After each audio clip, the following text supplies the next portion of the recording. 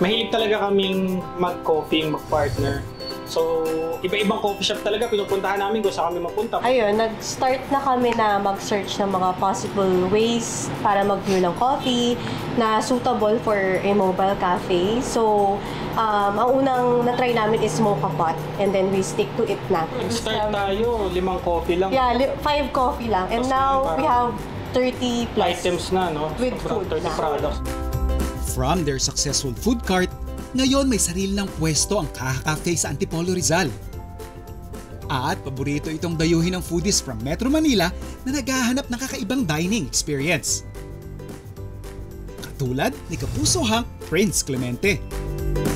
So, Sir Jake, balita ko meron kayong bagong drink from Thailand. Ano ba to? Yes sir, bali, eto natikman kasi namin to nung last time na nagpunta kami sa Thailand. Gusto ko dalhin dito sa Philippines. Ito yung tinatawag nilang salak milk or Thai pink milk. Start tayo dito sir sa sweetener niya.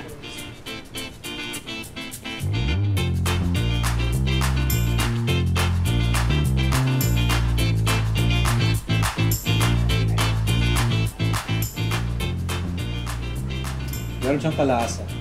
Parang mga ice cream na galing Scramble Korea. sir. Oh. As they continue to perfect their lineup of drinks, nagtapas na rin ang Kaha Cafe ng masasarap na rice meals na patok sa kanilang hungry regulars. Ang reason kung bakit rice bowls is bira kasi sa cafe yung may nag-offer ng rice. Having na maliit yung kitchen namin, it's easier na makapag-prepare ng rice bowls instead of yung madaming snack. Ito, yung ating unang food is spicy beef. Sobrang lambot ng beef niya. And saktong-sakto yung halo ng tamis at anghang. So, i-mix muna natin siya para mas maganda yung flavor. So, mga food explorers, first time kong makatikim ng sea salt actually. Tinikman ko siya bago ko siya haluin, is very mapait siya. Pero nung hinalo ko siya with the strawberry na matamis, is naging sakto na yung halo niya ng tamis at alat. Try naman natin ang kanilang hot sea salt latte.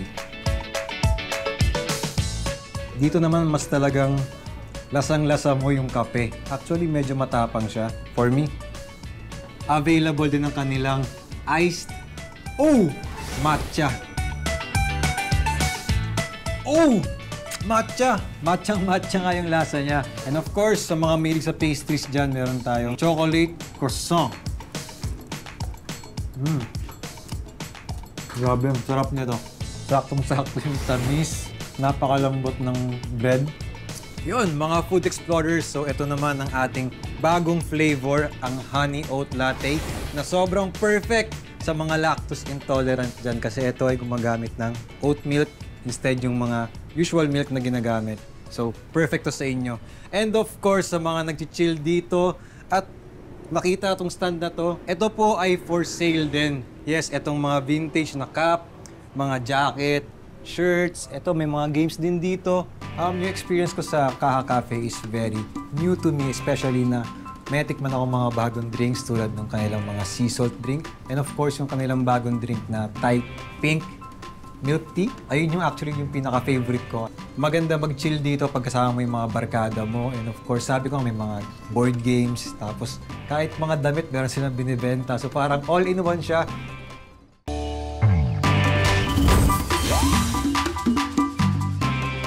Nagbabalik tayo sa Golden Sunset Farm para magpakabusog sa delicious offerings ng isang cafe that celebrates the flavors of Davao.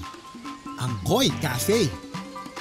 Makikita mo naman na marami tayong koi, kaya in-incorporate na lang namin yung pangalan na na Koi Cafe kasi to kanang maraming school of fish ng koi na iba't ibang klase. Yung konsepto namin dito is farm to table na na mga product produce. Try muna natin tong kanilang pizza. Pag nandito ka sa loob ng Koi Cafe, makikita mo, you have a very accessible view doon sa kanilang pugon. So yun pa lang, yung mga simpleng ganong detalye, ini-entice ka na niya kaagad eh. And for me, when it's a pugon pizza, it has to have a leopard pattern. Meron tayo yung mga burnt pieces dyan, na medyo puffed yung itsura niya. And yung ilalim, makikita mo, may garon din siyang itsura. Our cheesemaker pizza is a composition of Malagos cheese products like cherb, kisong puti, and Ingrid's rosemary. Freshly baked, yung on the spot mismo ginagawa yung dough. Tapos meron kaming brick oven, firewood talaga yung gamit namin. Habang inunguya ko yung aking pizza, I wanna wash it down with something fresh. So ito, yung ating Big Nye coolers. So alam naman natin yung Big Nye on the maasim side yan.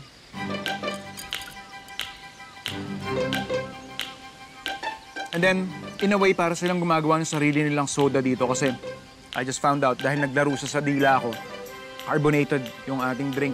Yung Parmesan crusted salmon, salmon fillet na may lemon butter sauce. Krinas namin yung Parmesan para maging crispy yung outside layer but inside it's soft.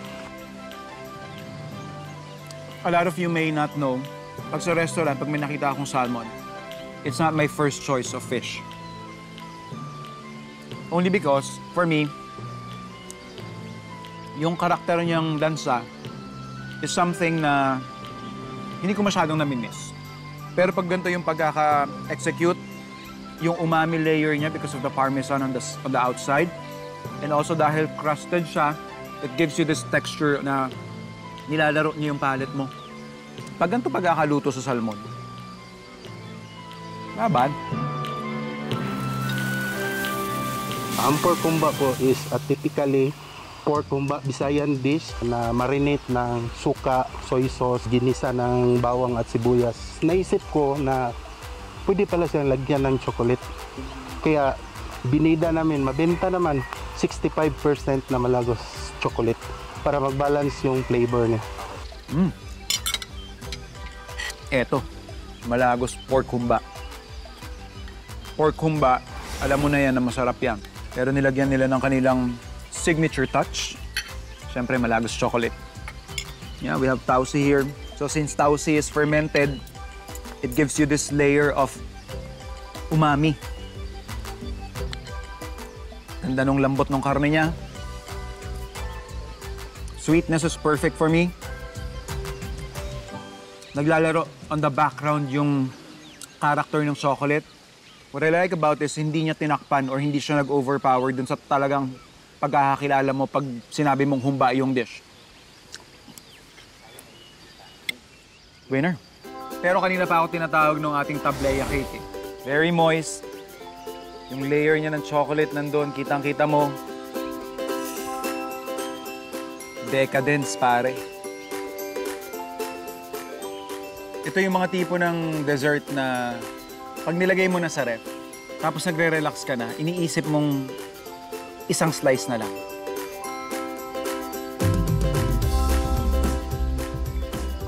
Food Explorers, I'm lost for words. Hanep to, hanep.